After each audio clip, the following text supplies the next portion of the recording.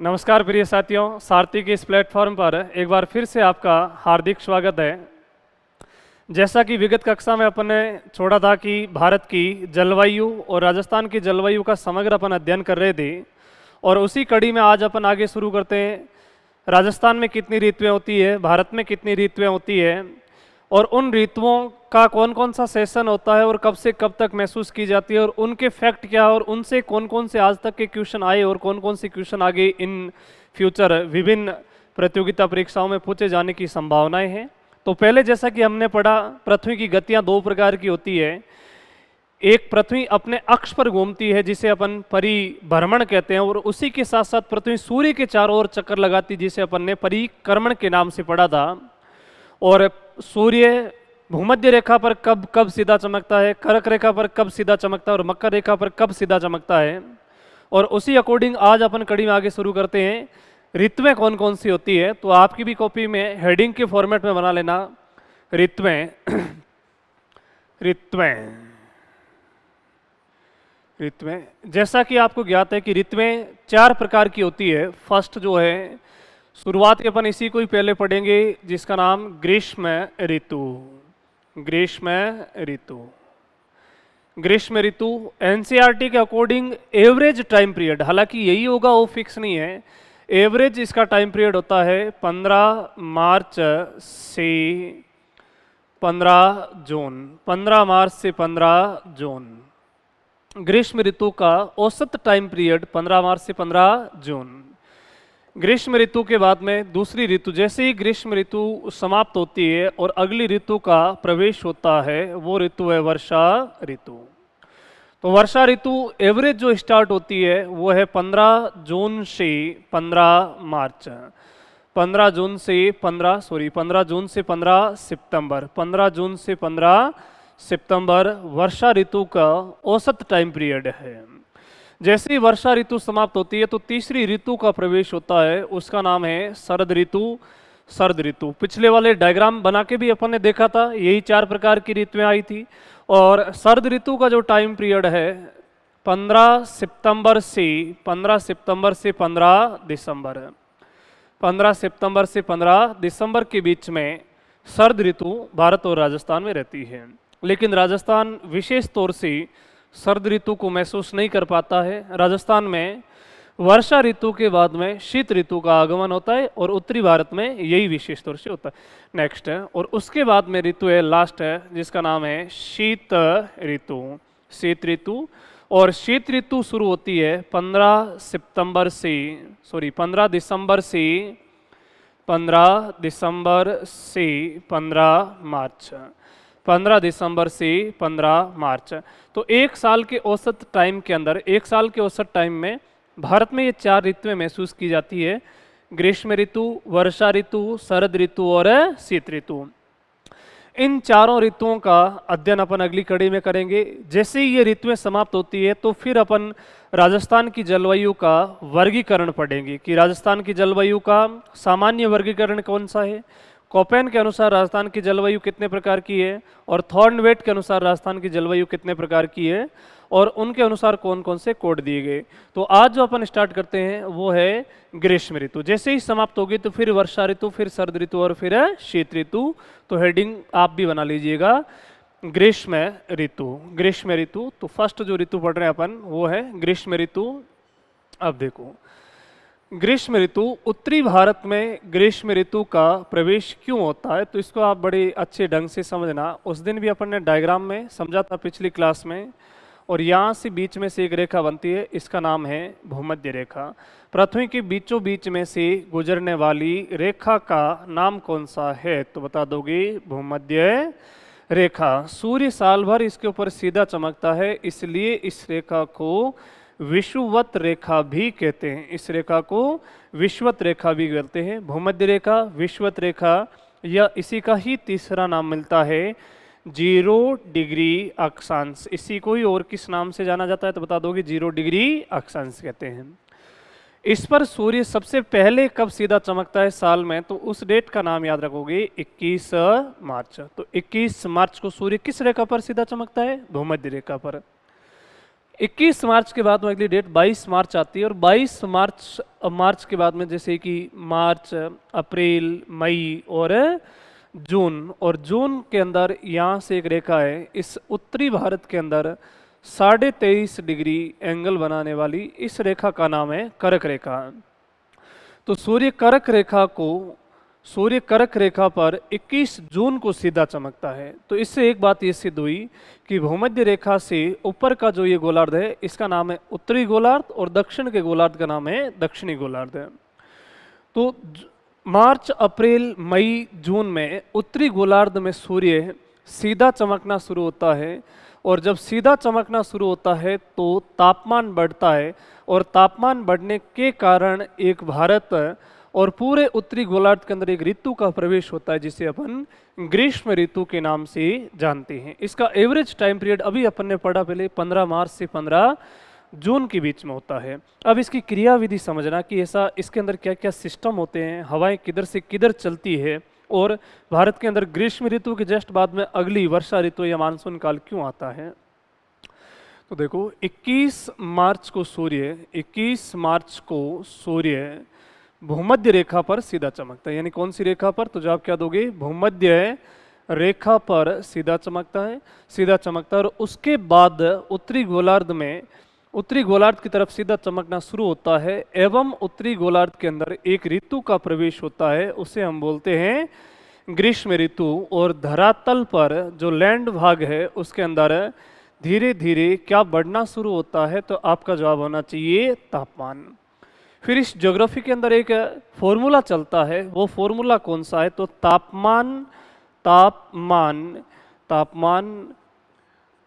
Anti proportional 1/, वायु दाब होता है। तापमान एंटी प्रोपोर्शनल 1/, वायु दाब होता है।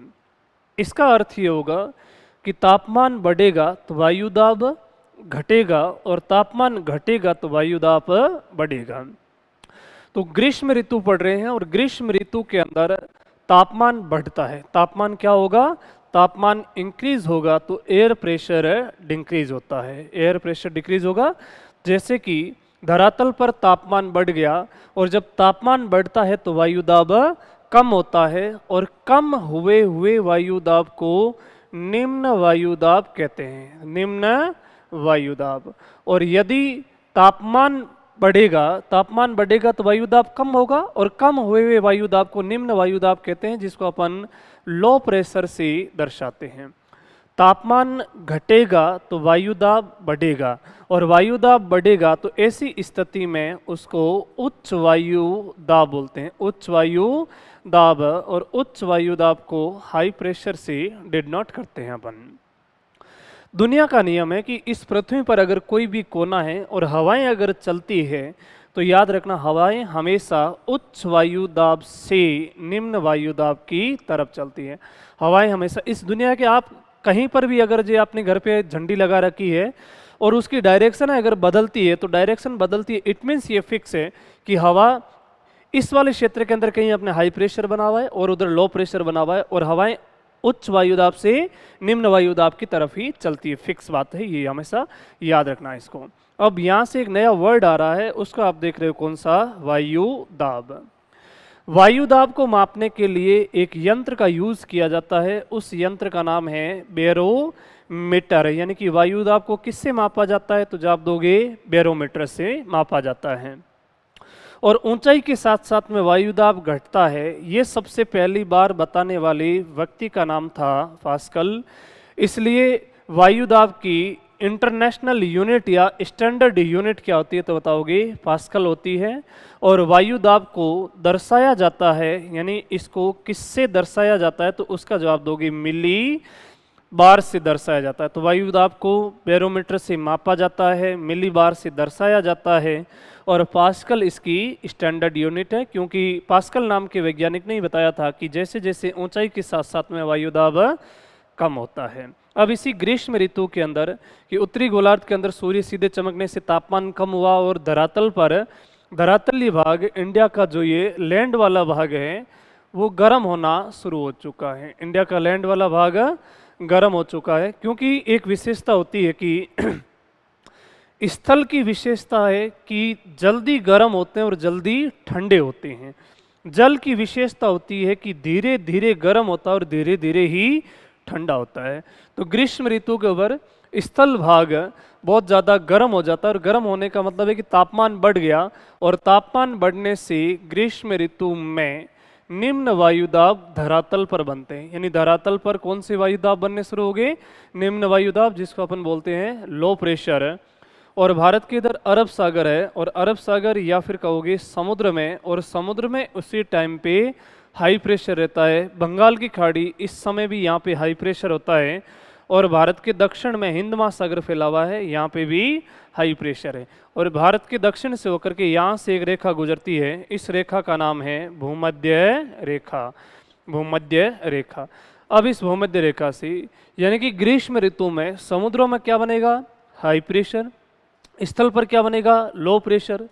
और दुनिया का नियम है कि हवाएं हमेशा किधर से किधर चलती है? तो हाई प्रेशर से लो प्रेशर की तरफ प्रवाहित होती है। तो पहला क्वेश्चन तो आपके यहाँ से कंप्लीट हुआ कि ग्रीष्म ऋतु में हवाएं चलती है। तो ग्रीष्म ऋतु में हवाएं चलती है समुद्र से स्थल की तरफ, सागर से स्थल की तरफ चलती है। लेकिन यहाँ पे लो प्रेशर का केंद्र धरातल पर इतना प्रबलशाली नहीं होता है, इतना प्रबलशाली नहीं होता है कि अरब सागर और समुद्र, बंगाल की खाड़ी या हिंद महासागर की हवाओं को भारत की तरफ आकर्षित कर सकें। इसलिए भारत का जो ये वाले क्षेत्र हैं इनको तटीय प्रदेश बोलते हैं। भारत की जो ये कोस्टल बाउंड्रीज है, जैसे यहाँ से स्टार्ट होता है, इसका नाम है कोंकण तट, कोंकण तट के बाद में है कन्नड़ तट, कन्नड़ तट के बाद में है मालाबार तट। तो इन तटीय क्षेत्रों के अंदर ग्रीष्म ऋतु में वर्षा होती, इन तटीय क्षेत्रों में ग्रीष्म ऋतु में वर्षा होती है। इसके अलावा ग्रीष्म ऋतु में वर्षा यहाँ पे भी होती है पश्चिम बंगाल के आसपास में, और एक इस राज्य में होती है उत्तर से, इसका नाम असम राज्य में है। यानी कि इस पूरी क्रियाविधि को समझना, अपन राजस्थान और भारत दोनों कंबाइंड करके पढ़ रहे हैं।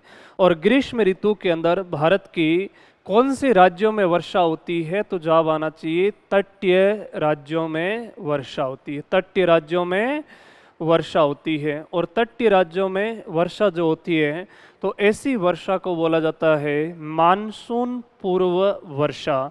मानसून पूर्व वर्षा। और ये वाली जो मानसून पूर्व वर्षा होती है वो इन माहों में होती है, और इन माह का मतलब अप्रैल डैश कौन से महीने में होती है?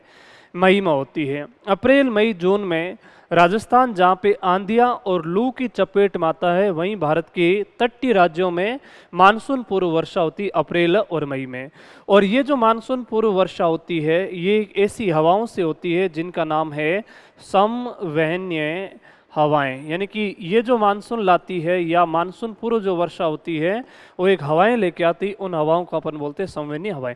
अब समवहनीय हवाएं क्या है? तो इस प्रोसेसिंग को आप समझना कि जैसे कि ये सूर्य है, और सूर्य से आने वाली किरणों के कारण इस वाले क्षेत्र के अंदर तापमान बढ़ता है, तापमान बढ़ता है, और तापमान बढ़ने के कारण ये क्षेत्र गर्म होगा, और गर्म होते ही सिद्ध बात है कि यहाँ पे लो प्रेशर बनेगा, और लो प्रेशर बनेगा तो वायु भी गर्म होके ऊपर उठेगी, और वायु गर्म होके ऊपर उठने से ये क्षेत्र खाली होगा, और आसपास की दूर की हवाएं इस बॉक्स की तरफ आएगी और फिर वापस गर्म होके ऊपर उठ जाएगी। तो इस कंडीशन में चलने वाली हवाओं को समवहनीय हवाएं बोलते हैं। और ये हवाएं जब ऊपर उठती है तो इसी क्रिया को अपन संवहनीय क्रिया बोलते हैं। और संवहनीय क्रिया के साथ में एक और क्रिया होती है जिसको संघनन की क्रिया, और संघनन की क्रिया के द्वारा बादल बनते हैं। तो ग्रीष्म ऋतु में बादल बनने की प्रोसेसिंग होगी। जैसे ग्रीष्म ऋतु पूरी हो जाएगी तो उसके अकॉर्डिंग अपनी आगे पढ़ेंगे वर्षा ऋतु। तो वर्षा ऋतु तो संवहनीय हवाएं तटीय राज्यों के अंदर वर्षा रहती है। इन्हीं संवहनीय हवाओं को याद रखना आगे चल करके। राजस्थान में ग्रीष्म ऋतु में लू चलती है और राजस्थान में ग्रीष्म ऋतु में आंधियां चलती है। इसके पीछे भी कारण है संवहनीय हवाएं। इसके पीछे भी कौन से कारण रहता है? संवहनीय हवाएं रहता है। तो नेक्स्ट है, यानी तटीय राज्यों में वर्षा होती है। और तटीय राज्यों में कौन कौन से राज्यों में किस किस प्रकार की वर्षा होती है? तो जैसे आपको ज्ञात है कि यहाँ भारत का एक राज्य है, इस राज्य का नाम कौन सा है? महाराष्ट्र। महाराष्ट्र के बाद यहाँ एक राज्य है, इसका नाम है कर्नाटक, और यहाँ राज्य है, इस राज्य का नाम है केरल, केरल स्टेट। अब कौन कौन सी वर्षा मानसून पूर्व होती है? तो अप्रैल और मई में महाराष्ट्र, कर्नाटक और इन तटीय क्षेत्रों के अंदर आम की फसल पक रही होती है और आम के फलों को पकाने के लिए लाभदायक सिद्ध होती है। इसलिए एक ऐसी वर्षा जिसका नाम आप याद रखोगे, आम्र वर्षा। आम्र वर्षा, आम्र वर्षा कौन कौन से राज्य में होती है? तो एक राज्य का नाम लोगे महाराष्ट्र, महाराष्ट्र के जस्ट नीचे स्थित बसा हुआ राज्य कौन सा है? कर्नाटक, और कर्नाटक के जस्ट नीचे स्थित राज्य केरल। तो आम्र वर्षा महाराष्ट्र, कर्नाटक और केरल में होती है। उसके बाद एक और बौछार के नाम से जाना जाता है जिसका नाम है फूलों की बौछार। फूलों की बौछार भी इन्हीं राज्यों में होती है। और या फिर बोल दोगे एक घाट का नाम ले सकते हो, जिस घाट का नाम कौन सा है? पश्चिमी घाट। पश्चिमी घाट में फूलों की बौछार के नाम से वर्षा होती है। उसके बाद में भारत का सबसे बड़ा कॉफ़ी उत्पादक राज्य कर्नाटक है। तो एक ऐसी वर्षा जिसका नाम है कॉफ़ी वर्षा। कॉफ़ी वर्षा ऑब्लिक कहवा की वर्षा। कॉफ़ी वर्षा ऑब्लिक कहवा की वर्षा। कॉफ़ी को ही कहवा बोलते हैं और भारत का सबसे बड़ा कॉफ़ी उत्पादक राज्य कर्नाटक है। तो भारत का सबसे बड़ा कॉफ़ी उत्पादक राज्य कर्नाटक। तो कॉफ़ी वर्षा या कहवा वर्षा कर्नाटक में। इसके बाद एक ऐसा फल होता है, वो भी कर्नाटक में ही है, तो चेरी ब्लॉसम की वर्षा। चेरी ब्लॉसम की वर्षा, और चेरी ब्लॉसम की वर्षा भी किस राज्य में होती है? तो इस राज्य का नाम ले लोगे कर्नाटक। कर्नाटक में होती है। उसके बाद इस वाले बॉक्स के अंदर वर्षा होगी, ये वाला क्षेत्र जहाँ पे अपन ने डायग्राम बनाया था, ये है पश्चिम बंगाल में। पश्चिम बंगाल में अप्रैल मई के आसपास में वर्षा होती है, तो उसको बोला जाता है काल वैशाखी। यानी इसका नाम क्या है तो बताओगे? काल वैशाखी। क्योंकि अप्रैल मई के आसपास में एक महीना आ जाता है जिस महीने को अपन वैशाख का महीना बोलते हैं। इसलिए जब वो वैशाखी महोत्सव मना रहे थे तब 13 अप्रैल 1919 को जलियांवाला बाग हत्याकांड, तो इट मीन सिद्ध है कि अप्रैल के आसपास में जो महीना आता है कौन सा होता है? वैशाख का। तो काल वैशाखी कौन से राज्य में आती है? तो इसका जवाब होगा पश्चिम बंगाल में। तो काल वैशाखी के महीने पूछे जा चुके हैं 2 से 3 बार। तो काल वैशाखी कब आती है तो बता दोगे? अप्रैल से मई में आती है। और उसके बाद भारत का सबसे बड़ा चाय उत्पादक राज्य असम है। भारत का सबसे बड़ा चाय उत्पादक राज्य असम, और असम में जो वर्षा होती है इस वर्षा को बोलते हैं चाय वर्षा। चाय वर्षा, या फिर इसको बोला जाता है नॉर्वेस्टर। चाय वर्षा, नॉर्वेस्टर। और इसी का ही एक और नाम लिया जाता है जिसको बोलते हैं बारदोली छीड़ा के नाम से जाना जाता है। बारदोली छीड़ा।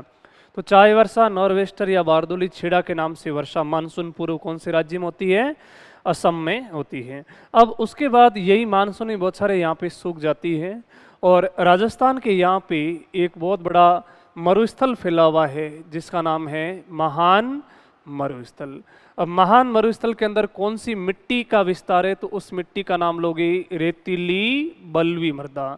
रेतीली बलवी मृदा। रेतीली बलवी मृदा के कण बड़े होते हैं और इसकी विशेषता होती है कि थोड़ी सी गर्मी पाकर के बहुत ज़्यादा गर्म हो जाती है और बहुत गर्म होकर के दूर दूर से हवाओं को अपनी ओर आकर्षित करती है। यानी कि इन पश्चिमी घाट की ठंडी हवाओं को, गिर के पहाड़ियों की ठंडी हवाओं को अपनी ओर आकर्षित करती है, और यही हवा जब महान मरुस्थल के ऊपर से गुजरती है तो अत्यधिक गर्म हो जाती है। यही हवा महान मरुस्थल के ऊपर से अत्यधिक गुजरने से गर्म हो जाती है, और इन्हीं गर्म हवाओं को पश्चिमी राजस्थान में किस नाम से जाना जाता है तो बताओगे? लू कहते हैं। तो पश्चिमी राजस्थान में ग्रीष्म ऋतु में चलने वाली स्थानीय पवनों को किस नाम से जाना जाता है? इनको लू कहते हैं। अब लू के साथ तेज गति से चलती है, तो लू के साथ यदि धूल के कण यानी कि इस बालू मृदा के कण जुड़ जाते हैं, तो धूल के कण जुड़ने पर या धूल के कण मिलने पर इसको एक नाम दे देते हैं, हम आंधियाँ बोलते हैं। तो क्या बोलता जाता है? इसको आंधियाँ बोलते हैं। यानी कि पश्चिमी राजस्थान में लू और आंधियाँ चलती है, उसी समय पे भारत के तटीय राज्य और बंगाल और असम में वर्षा होती है। तो राजस्थान के अंदर आंधियां जो चलती है वो भी कौन सी हवाओं से चलती है? तो जवाब आना चाहिए संवहनीय हवाओं से। पहले भी हमने एक टॉपिक पढ़ा राजस्थान का भौतिक विभाजन, जिसके अंदर हमने बोला कि रेत के टीलों का निर्माण भी संवहनीय हवाओं से होता है, और जहाँ से मिट्टी चल के चली जाए और खड्डा खोद दें वहाँ पे प्राकृतिक रूप से झीलों का निर्माण होता है, जैसे कि प्लाया, रण, रन और टाट। तो वो भी इन संवहनीय हवाओं से चलने के कारण बनने वाली रेत की वो प्राकृतिक रूप से बनने वाली झीलों के नाम है। तो धूल के कण चलने से आंधियाँ चलती है, और राजस्थान में सबसे ज़्यादा आंधियाँ यानी कि आंधियों के दिनों की सर्वाधिक संख्या, तो एक ऐसी आप नोट डाउन कर लेना, आंधियों के दिनों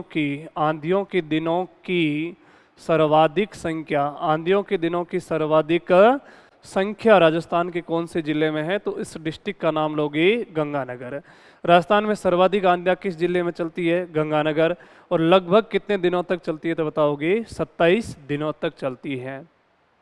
राजस्थान में दूसरी सर्वाधिक आंधियाँ हनुमानगढ़ में चलती है, और हनुमानगढ़ के अंदर आंधियों के दिनों की संख्या 24 दिनों तक है। इसके अलावा आंधियों के दिनों की ये सर्वाधिक संख्या पड़ी, और आंधियों के दिनों की न्यूनतम संख्या, तो राजस्थान के जैसे जैसे आप अधिक वनस्पतियों वाले क्षेत्र में आओगे, तो जैसे जैसे अधिक वनस्पतियों वाले क्षेत्र में आने पर आंधियों के दिनों की संख्या में कमी आती है। जैसे कि राजस्थान का यहाँ पे एक जिला जो सर्वाधिक वर्षा प्राप्त करता है, इसका नाम झालावाड़ है। तो राजस्थान में न्यूनतम आंधियों के दिनों की संख्या कौन से डिस्ट्रिक्ट में है? झालावाड़ में। और झालावाड़ में मात्र कितने दिन तक आंधियाँ चलती है? 3 दिन तक।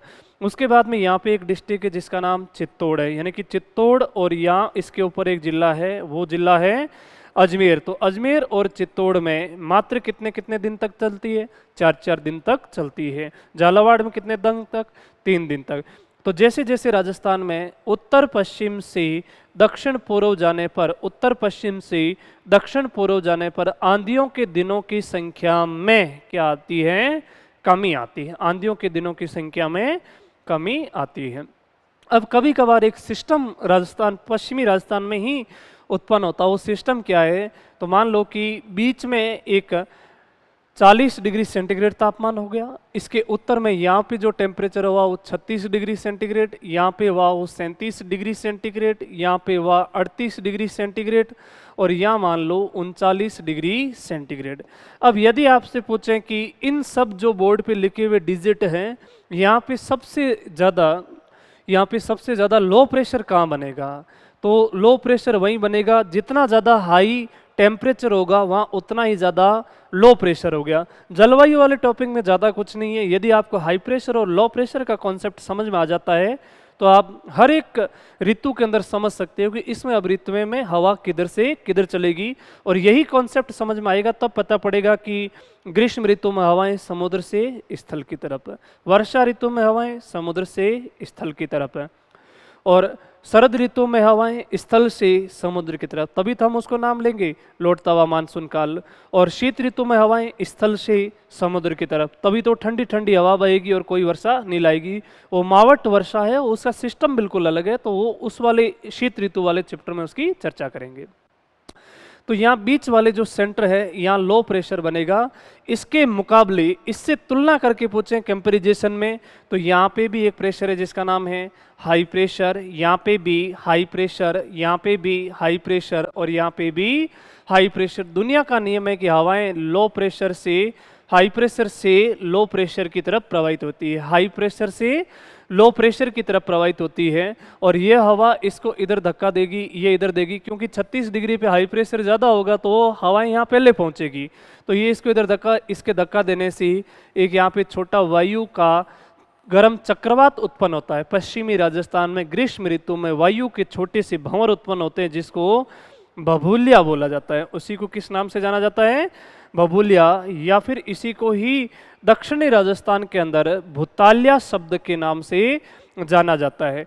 तो पश्चिमी राजस्थान में ग्रीष्म ऋतु में उच्च वायुदाब और निम्न वायुदाब के अंतर के कारण उत्पन्न होने वाले छोटे वायु के चक्रवातों को क्या बोला जाता है? तो बताओगे बबूलिया या भूताल्या के नाम से जाना जाता है। तो ये लो प्रेशर और हाई प्रेशर के कारण उत्पन्न होने वाली एक कंडीशन है।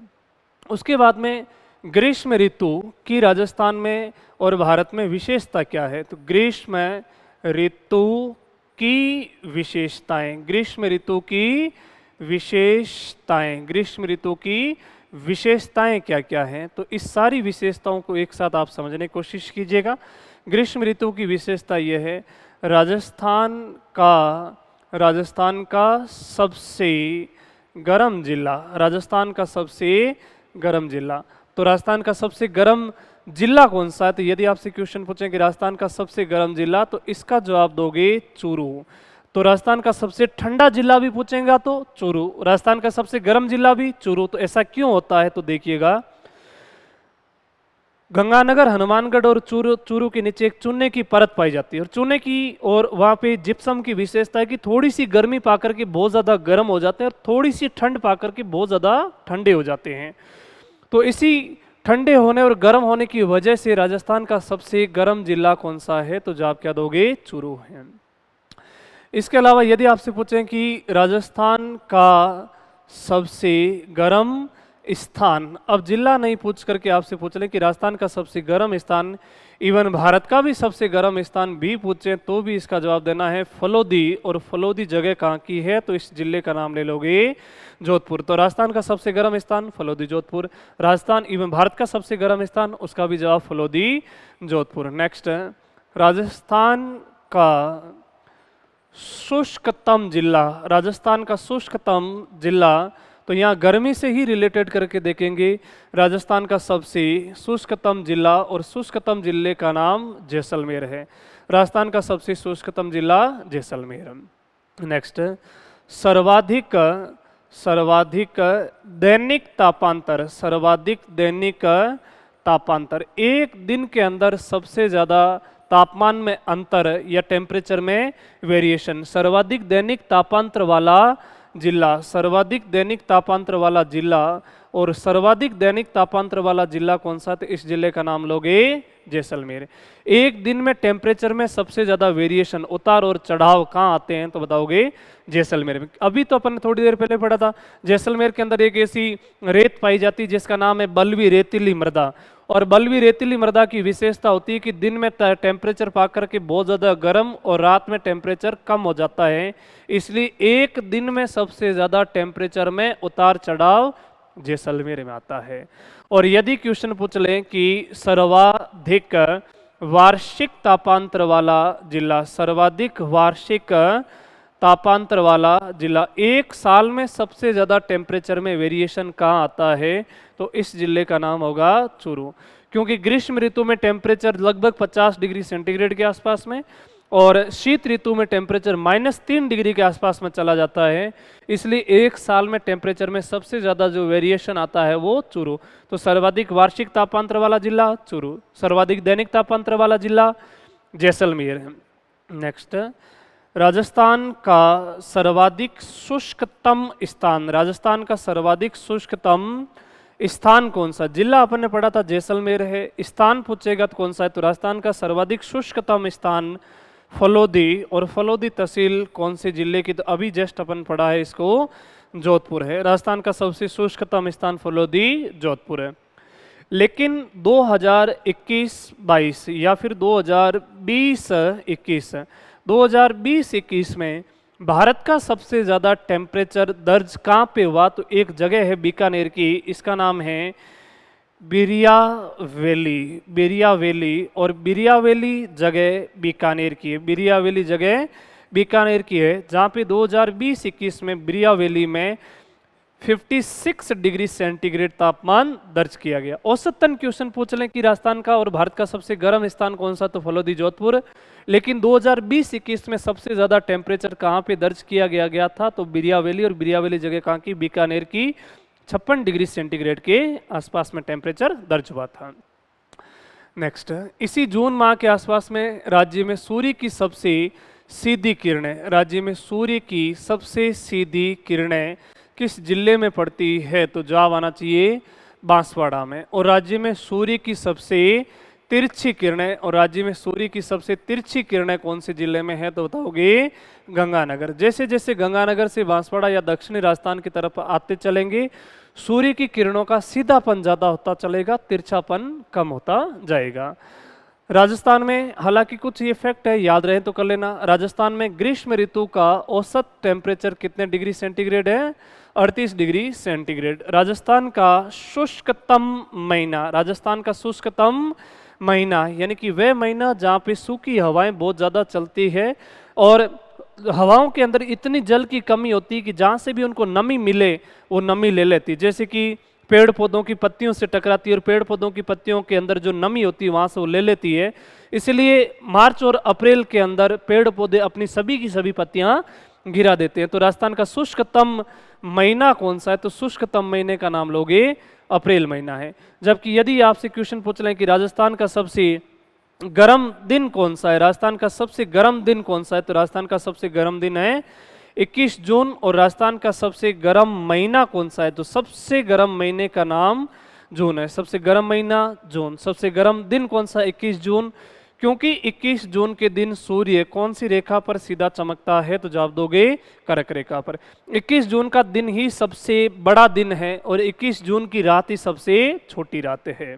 ग्रीष्म ऋतु में राजस्थान में आने वाली स्थानीय पवनें, कौन कौन सी स्थानीय पवनें हैं जो ग्रीष्म ऋतु में उनका राजस्थान की तरफ प्रवेश होता है, तो उनको एक बार याद कर लेना। यहाँ से भी 2 से 3 क्वेश्चन कौन कौन से आए वो मैं आपको बता दूंगा कि इस जगह से यहाँ से क्वेश्चन आए थे। ग्रीष्म ऋतु में आने वाली राजस्थान में स्थानीय पवनें। नेक्स्ट है, उत्तर पूर्व से एक पवन का प्रवेश होगा, उसके बाद में उत्तर से आएगी, उसके बाद में उत्तर पश्चिम से फिर जो पवन आएगी एग्जैक्ट पश्चिम से, दक्षिण पश्चिम से, एग्जैक्ट दक्षिण से पवन आएगी और दक्षिण पूर्व से, और फिर जो पवन आएगी वो कौन सी दिशा से आएगी, पूर्व से। और यह हेडिंग बना लेना, ग्रीष्म ऋतु में, ग्रीष्म ऋतु में राजस्थान में आने वाली स्थानीय पवनें, ग्रीष्म ऋतु में राजस्थान में आने वाली स्थानीय पवनें, लोकल विंड्स कौन कौन सी है, तो देखो उत्तर पूर्व से, उत्तर पूर्व से यानी कि राजस्थान की डायरेक्शन कौन सी है, नॉर्थ, ये कौन सी है, साउथ, ये ईस्ट, और ये कौन सी हो जाएगी, वेस्ट। तो नॉर्थ ईस्ट से जो आती है उसका नाम है संजेरी, संजेरी या संजरी, संजेरी या संजेरी। नेक्स्ट है, एग्जैक्ट उत्तर से प्रवेश होगा उसका नाम है गोटारू, उसका नाम कौन सा हो जाएगा, गोटारू। उत्तर पश्चिम से आएगी, उत्तर पश्चिम से आएगी, उसका नाम है सूर्या, उत्तर पश्चिम से सूर्या। एग्जैक्ट पश्चिम से आती है इसका नाम है पछुआ, पछुआ, पछुआ या इसी को ही ग्रामीण परिवेश की भाषा में आथुणी बोला जाता है, पछुआ या आथुणी। दक्षिण पश्चिम से आती है इसको बोलते हैं समदरी, दक्षिण पश्चिम से समदरी। एग्जैक्ट दक्षिण से आती है इसको बोला जाता है कोलरू, दक्षिण से आती है इसका नाम है कोलरू। और दक्षिण पूर्व से आती है इसका नाम है तवा, तवा या चील, दक्षिण पूर्व से आती है इसका नाम तवा या चील। चील या बाज की तरह तेज आती है और तवे की तरह गर्म होती है, तो इसलिए इसका नाम कौन सा हो गया, तवा या चील। जो पूर्व की दिशा से आती है इसका नाम है पूर्वेया, पूर्वेया या इसी को ही बोलते हैं सिल्ली, सिली, इसीलिए इसके ऊपर एक गाना भी बन चुका है, सिल्ली सिल्ली आंधी है हवा कितने कोई रोंदा होएगा, तो इसी के नाम से बना पूर्वेया। और या फिर ग्रामीण परिवेश की भाषा में इसको बोला जाता है आगुणी, जब वो आथुणी तो इसका नाम कौन सा हो जाएगा, आगुणी। तो ये पश्चिमी पूरे राजस्थान के अंदर ग्रीष्म ऋतु में आने वाली स्थानीय पवनों के अलग अलग नाम हैं। ये राजस्थान में वर्षा लाने के लिए उत्तरदायी है। सिली सिली पूर्वैया जब चलती है तो बड़े बुजुर्ग कह देते हैं कि अब राजस्थान के अंदर बहुत ज़्यादा बारिश होने वाली है। और इसी राजस्थान के अंदर ग्रीष्म ऋतु में, इसी राजस्थान में ग्रीष्म ऋतु में मिलीबार रेखाएं गुजरती है। तो कौन कौन सी मिलीबार रेखाएं गुजरती है, तो उनका एक बार आप अध्ययन कर लेना कि जुलाई माह में, हेडिंग तो अपनी ये बना देना कि जुलाई माह में, जुलाई माह में राजस्थान से गुजरने वाली, जुलाई माह में राजस्थान से गुजरने वाली मिलीबार रेखाएं, मिलीबार रेखाएं जुलाई माह में, तो मिलीबार जुलाई माह में जो रहता है वो 1000 मिलीबार के आसपास में रहता है, 1000 मिलीबार के आसपास में। और राजस्थान से 4 मिलीबार रेखाएं ही गुजरती है, तो उन 4 मिलीबार रेखाओं के नाम याद रखना, जैसे कि जैसलमेर, जैसलमेर के बाद में बीकानेर, बीकानेर के बाद में गंगानगर, 1 मिलीबार रेखा यहाँ से गुजर जाएगी। बाड़मेर, बाड़मेर के बाद में जोधपुर, जोधपुर के बाद में नागौर, नागौर के बाद में चूरू, सीकर, झुंझुनू, चूरू, सीकर और झुंझुनू से मिलीबार रेखा गुजरेगी। इसके बाद में जालोर, जालोर के बाद में पाली, पाली के बाद में अजमेर, टोंक और सवाई माधोपुर से 1 मिलीबार रेखा यहाँ से गुजरेगी। और 1 मिलीबार रेखा सिरोही, सिरोही के बाद उदयपुर, उदयपुर के बाद में प्रतापगढ़ और प्रतापगढ़ के बाद में झालावाड़ होकर के गुजरेगी। इस मिलीबार रेखा का नाम याद रखिएगा, ये भी एग्जामिनर क्वेश्चन पूछ लेता है कभी कभार फर्स्ट ग्रेड या आरएएस के एग्जाम में या छोटे एग्जाम में भी क्वेश्चन आ। इसका नाम है 997 मिलीबार, 997 मिलीबार रेखा। इसका नाम है 998 मिलीबार रेखा। इसका नाम है 999 मिलीबार रेखा। और इसका नाम है 1000 मिलीबार रेखा। तो ये मिलीबार रेखाएं गुजरती है। 997 मिलीबार रेखा कौन कौन से जिले से गुजरती है? तो ये जिला जैसलमेर, बीकानेर, गंगानगर, जैसलमेर, बीकानेर, गंगानगर। 998 कहाँ से गुजरेगी? तो इस जिले का नाम बाड़मेर, जोधपुर, नागौर और शेखावटी वाले तीनों जिले कौन कौन से? चूरू, सीकर, झुंझुनू, चूरू, सीकर और झुंझुनू। 999 मिलीबार रेखा जालोर से स्टार्ट होगी, जालोर, पाली, अजमेर, टोंक, SM का मतलब सवाई माधोपुर से गुजरेगी। और 1000 मिलीबार रेखा सिरोही, उदयपुर, प्रतापगढ़, झालावाड़, सिरोही, उदयपुर, प्रतापगढ़ और झालावाड़ इन 4 जिलों से गुजरती है। तो ये एक ऋतु अपन ने पढ़ा, इस ऋतु का नाम ग्रीष्म ऋतु। ग्रीष्म ऋतु के जस्ट अगली बात में अपन पढ़ेंगे वर्षा ऋतु और शरद ऋतु दोनों कंबाइंड में। उसके बाद में शीत ऋतु और फिर कोपेन आदि का जलवायु वर्गीकरण। तो उम्मीद करता हूँ आपको बहुत अच्छे ढंग से ये समझ में आया होगा और आप सिस्टमेटिक रूप से इनको पढ़िएगा। राजस्थान की आरएएस से लेकर के विभिन्न गवर्नमेंट एग्जामों के अंदर इनसे ही क्वेश्चन पूछे जाते हैं, तो बार बार इन चीज़ों का आप अभ्यास करिएगा, रिवाइज कीजिएगा। और अगले नेक्स्ट मिलते हैं अपन अगले वीडियो के साथ में। जब तक के लिए आपको बहुत बहुत धन्यवाद।